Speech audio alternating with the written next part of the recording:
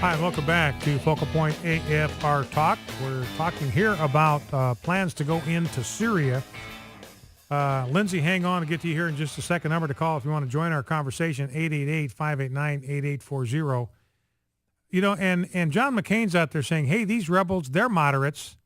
I take my word for it. I know them. I've sat down with them. I've talked to them. Trust me, I'm the guy. There are moderates. Nothing to see here, nothing to fear here. We can work with them. They're perfectly peaceable, moderate guys.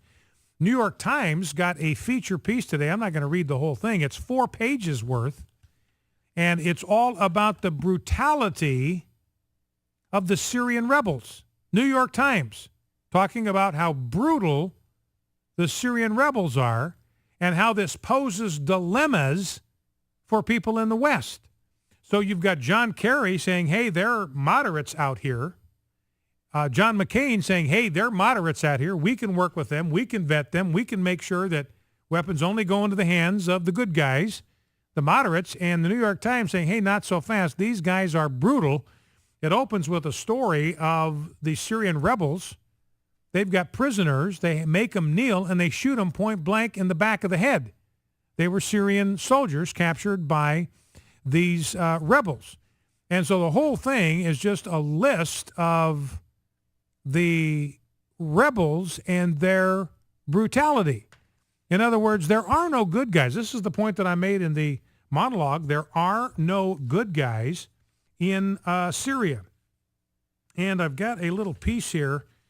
Let me see if I can grab that, that talk about that examine this claim from John Kerry that, where is that? That claim from John Kerry that these guys are moderates. Let me get to that piece. I got it in here somewhere. I know that I do. Here it is.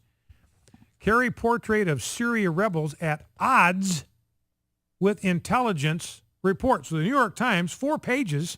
These rebels are brutal.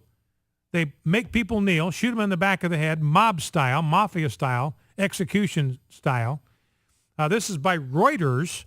Secretary of State John Kerry's public assertions that moderate Syrian opposition groups are growing in influence appear to be at odds with estimates by U.S. and European intelligence sources and non-governmental experts who say Islamic extremists remain by far the fiercest and best organized rebel elements. I repeat, this is Reuters now. This is a left-wing media organization. They say, according to U.S. and European intelligence sources, Islamic extremists remain by far the fiercest and best organized rebel elements. This may be why Barack Obama wants to help them out. Everywhere he goes, he promotes the interest of radical Islamists, and that's why he likes these rebels. They're all about the caliphate. They're all about killing infidels. They're all about planting the flag of Islam over the White House one day, and you begin to wonder if maybe that's not an appealing prospect for our president.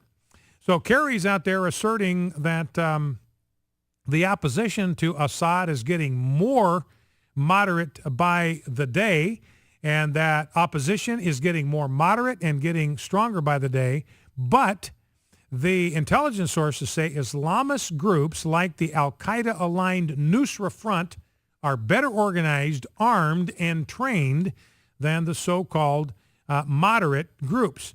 As recently as late July, Pentagon's Defense Intelligence Agency Deputy Director David Shedd estimated that there were at least 1,200 different Syrian rebel groups and that Islamic extremists, notably the Nusra Front, were well placed to expand their influence. Left unchecked, I'm very concerned, he said, that the most radical elements will take over larger elements of the opposition groups.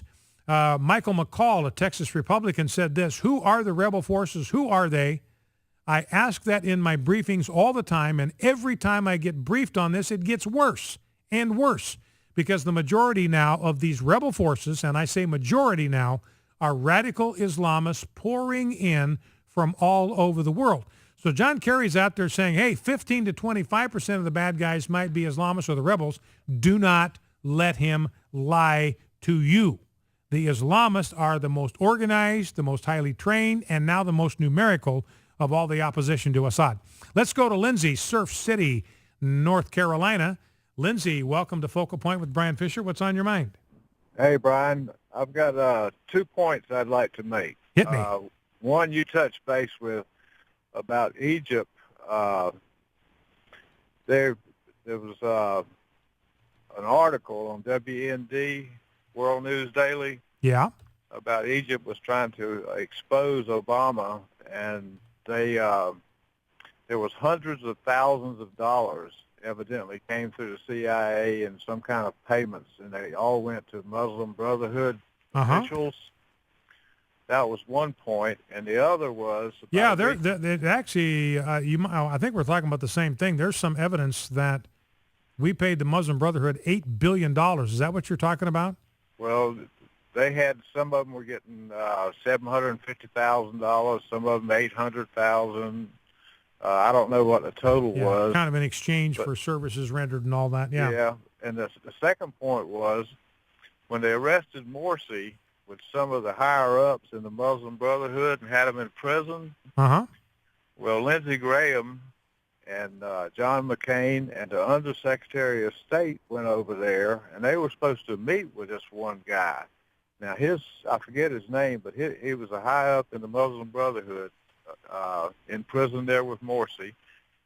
And his son said he had enough to sink Obama. And the Undersecretary of State was supposed to meet with him.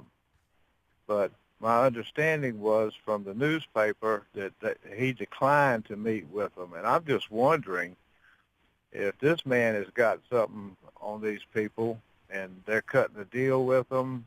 You know, you do something for me, I'll get you out of this mess, you know, something along that line. Yeah, well, like another cover-up. Yeah, and that's certainly possible. And again, I don't have the story right at my fingertips, but it was a relatively credible story about how we had spent an enormous amount of money with the Muslim Brotherhood sort of in exchange for some promise about what they would do for us. I think it was promising them some land in Gaza, and we would pay them X number of dollars and promise them this land in Gaza if they in turn would do something for us. I forget all of the details there. But yeah, it's, who knows what kind of stuff is going on kind of underneath the surface. All right, listen, I appreciate the call. Thank you for that. Lindsay, appreciate it. Let's go to Esther in Alcoma, Kansas. Esther, welcome. What's on your mind? I would just want to talk about Syria, too. I think it's hypocritical for America to be condemning them, which is terribly wrong, but we're killing our children and torturing them by the millions by abortions. We're not doing anything retaliating to Mexico. They're killing and torturing by the thousands. And I think it's very wrong that we even think about it and even put our soldiers in that position. And then another thing, if you will probably notice, it's taken a lot of attention away from Obamacare, which is something that's very important to America. And those are my comments. Okay, that's very good, Esther. In fact, let's jump down, because Esther's made a great comment there. Let's jump down to clip 3, Rob. Skip over to that, because this ties into exactly what Esther was saying, the timing of all this. I'm not going to take time to go through that Russian report, but all of the evidence that they give that the March 19 chemical weapons attack was done by the rebels. It wasn't weapons-grade kind of nerve gas. It wasn't delivered in a delivery system that the military typically uses. The evidence was that it was an older form, perhaps had been around for decades. And so they're arguing pretty convincingly this wasn't done by the Assad regime. And so the first chemical weapons attack we know was back in March, 26 people dead, 86 people injured. And so Joe Wilson here, this is the guy that shouted, "You lie," to President Obama in the middle of his State of the Union address. Here's Joe Wilson asking John Kerry, look, why are all of a sudden, is there all this urgency to do something in Syria when we know that there was a chemical weapons attack back in March? And he makes exactly the same suggestion that our last caller did. Let's listen. With the president's red line, why was there no call for military response April. Was it delayed to divert attention today from the Benghazi IRS NSA scandals, the failure of Obamacare enforcement, the tragedy of the White House drafted sequestration, or the upcoming debt limit vote? Again, why was there no call for military response 4 months ago when the president's red line was crossed? That's a great question, and that's exactly what our last caller was talking about. Is this whole thing a giant diversionary tactic? We had Twyla Braze on last hour talking about the enormous problems with the implementation of Obamacare. Health insurance premium is going up 120-something% in the state of Wisconsin. Every day it's more bad news. And Joe Wilson says, look, you've got this Benghazi scandal. We had a book came out this week that indicated very clearly that the State Department, including Hillary Clinton, they were told within minutes, that attack on the consulate was a terrorist attack. There was no video. There was no spontaneous, and they knew that from the very beginning. So they don't want attention drawn to that. 4 people dead, including the ambassador. Well, you got this IRS scandal where they're targeting Tea Party groups. Now they're going after the American Legion, of all people. They're still withholding exemption status for Tea Party groups. They're still hassling them. 3 years later, all of those hearings made no difference. They're still doing exactly the same harassment that they were doing before. The NSA scandal where they're spying on the American people. We know that. You've got this horror, this Chernobyl care meltdown of Obamacare. You've got this continuing resolution issue coming up. You've got a debt limit that's going to have to be dealt with.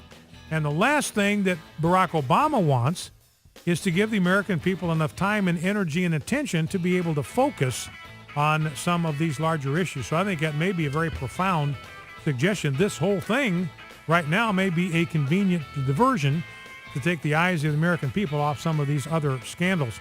MoveOn.org today, by the way, coming out opposing President Obama's effort to go into Syria. 73% of MoveOn.org respondents said that MoveOn.org should oppose Obama's desire to go into Syria. Not looking good for the commander-in-chief. Focal Point AFR Talk back in 2.